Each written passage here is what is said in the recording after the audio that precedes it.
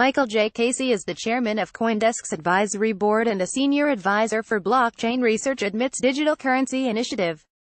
The following article originally appeared in CoinDesk Weekly, a custom-curated newsletter delivered every Sunday exclusively to our subscribers.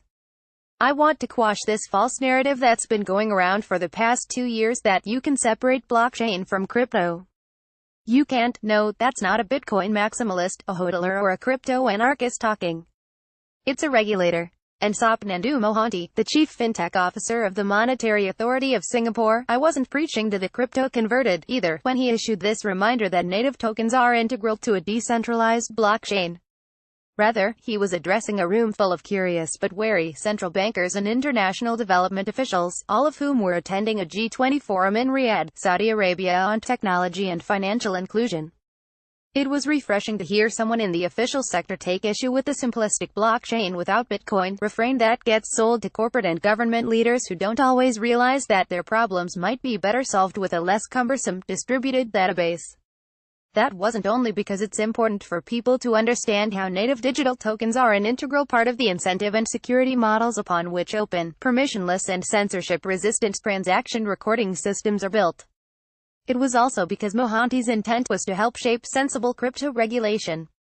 He was urging regulators to adopt nuanced policies that recognize certain crypto tokens belong to a new type of technology for improving economic coordination, one that can't be jammed into a decades-old securities law framework. And it's also encouraging to see evidence that he's not alone in thinking this way. Various regulatory authorities around the world are opening up to the idea that, when tokens have a clearly functional role within a blockchain network, it's better to manage them with existing consumer protection and anti-money laundering laws than with burdensome securities regulation. To be sure, they're doing so somewhat nervously. Many are understandably concerned about investors being duped by scammy ICOs in Wild West token markets. Nonetheless, their gradual yet earnest attempts to define these concepts open the door to blockchain technology's more meaningful integration into the global economy. Forward-thinking states here, Singapore's central bank is leading the way. In a March speech, MAS Managing Director Ravi Menon laid out a clear rationale for distinguishing good tokens from the bad and the ugly. The Swiss Financial Market Supervisory Authority, or FINMA, has also been proactive. It came up with a useful taxonomy that divides tokens into 3 categories: payment tokens, Bitcoin, Litecoin and Co., utility tokens, Ether and, in theory at least, various kinds of ERC-20 tokens, and asset tokens, with only the latter being subject to securities laws. Other developed country jurisdictions are also wading in. Both Malta and the UK dependency Gibraltar have shown an open regulatory posture toward ICOs and token exchanges. Meanwhile, Caribbean countries such as Bermuda are developing regulatory frameworks for tokens that would promote blockchain innovation while preserving their status as trusted domiciles for foreign financial institutions. Governments are also taking action at the provincial level. Wyoming's state legislature passed legislation defining utility tokens as a new asset class and exempting them from securities regulations. Until last month, it appeared that the U.S. Securities and Exchange Commission was taking the exact opposite approach. In February, Chairman Jay Clayton, speaking before the Senate, said, "I believe every ICO I've seen is a security." The implication was clear: most, if not all, of the hundreds of tokens already sold in this manner should have registered with the SEC and complied with related disclosure and compliance requirements. In stoking fears of a dragnet approach from the SEC against all tokens, this statement prompted ICO issuers to ring-fence themselves from the U.S. markets. It also gave a boost to purveyors of security tokens, who don't pretend to be inventing anything more than a more efficient means of selling securities to investors. But since then, the SEC has also softened its stance.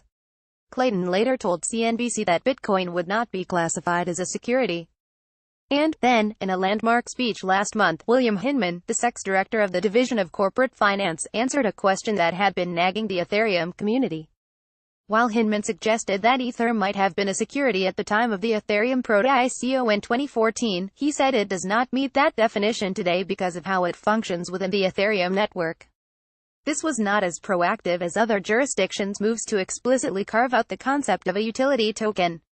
Hinman was merely defining what Ether was not. But by coming to that conclusion, he had recognized the unique qualities of this particular token, how Ether is a kind of crypto fuel, used to pay for the decentralized computation by which smart contracts are executed on the Ethereum platform.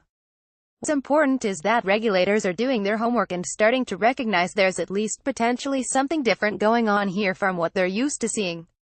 There's a lot of learning still to come, but light bulbs are quietly going off in different corners of the regulatory world. Whether you're in the camp that welcomes regulatory clarity to foster public confidence in this technology, or among those in the crypto community who see government engagement as anathema to a system of money originally designed to bypass the state, this emerging regulatory awareness represents a seminal moment. The race is on clearly. Many countries taking these steps have their eyes on the potential economic gains generated by the freewheeling ICO market, one that has raised $20 billion so far and which, with $275 billion in, admittedly poorly measured, market capitalization, has come to constitute a significant parallel capital market. There are tax windfalls to be had, and there's the real prize of attracting innovation to their shores. They need to be careful, though, as this is an exceptionally fleet-footed form of capital. They risk encouraging global regulatory arbitrage. When a technology is as geography agnostic as this, its users will often choose their home base depending on where regulation is lightest, stoking competition among jurisdictions.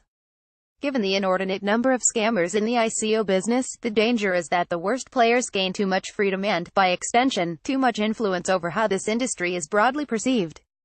In times past, U.S. regulators could rise above such problems. The sheer amount of money raised in the U.S. left global actors with no option but to comply with their rules just to ensure access to it. But with foreign capital markets deeper in the age of globalization, globally distributed blockchain development teams are deciding that the U.S. just might not be worth it. We are already seeing ICO issuers deciding that they can comfortably raise all they need from Asian investors. Where this is all pointing, I hope, is to a coordinated international effort to better harmonize the regulatory approach. Mohanty told me he sees 6 or so of the world's more important regulators coming to a broad agreement on utility tokens and on what distinguishes them from payment and security vehicles. There's a need, for example, to define pressing questions about what level of platform functionality, and when, a token must have to earn exempt utility status. And, beyond the securities laws exemptions, regulators should agree on strategies to apply existing consumer protection laws to ensure that ICO issuers are still held to account for the promises they make to people who put money into their token pre-sales. Some have forcefully argued that carving out explicit legislative definitions of a utility token, a la Wyoming, overly constrains innovators to those definitions and creates contradictions across jurisdictions. Better to rely on existing laws than to add to the body of legislation, they say. But such concerns should not prevent regulators from creating clearly signaled guidelines to participants in the blockchain development community about how they will apply existing law to different scenarios. There is still a lot of work needed to improve and scale blockchain technology and to foster broad confidence among future buyers of crypto tokens. Best practices among issuers, exchanges and investors buyers need to be developed. But encouraging the expansion of utility token models is a worthy goal, one that's much harder to achieve if the burdens of securities laws were to be imposed on all those who create them. To understand this, one need look no further than the financial inclusion objective of the Riyadh-based conference that Mohanty spoke at. Organized by the Global Partnership for Financial Inclusion under the leadership of Argentina, which holds the G20's current presidency, the event explored, among other goals, how to encourage entrepreneurship in low-income, developing countries.